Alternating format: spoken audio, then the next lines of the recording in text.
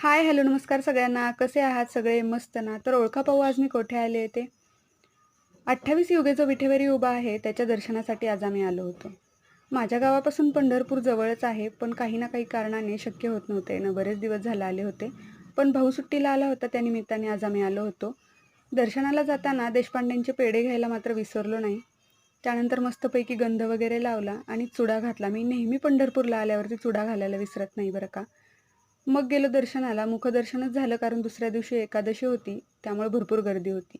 दर्शन झाल्यानंतर आलो आम्ही हॉटेल सद्गुरू सखाराम इथे. मंदिराच्या आवारातच हॉटेल आहे. खूप छान असं आर्किटेक्चर आहे हॉटेलचं, जुन्या पद्धतीचं आणि विठ्ठल रुक्मिणीचं सुंदर असं मंदिर पण आहे. त्याच्या फ्रंटलाच आम्ही जेवायला बसलो होतो. फूड क्वालिटी पण एकदम उत्तम आहे.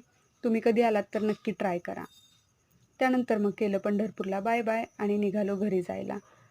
आता नवीन स्टँड पण झालेला आहे पंढरपूरला वारकऱ्यांच्या सोयीसाठी.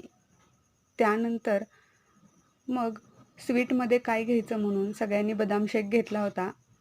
हायवेलाच कोठडी श्याम म्हणून यांचं शॉप होतं. धन्यवाद.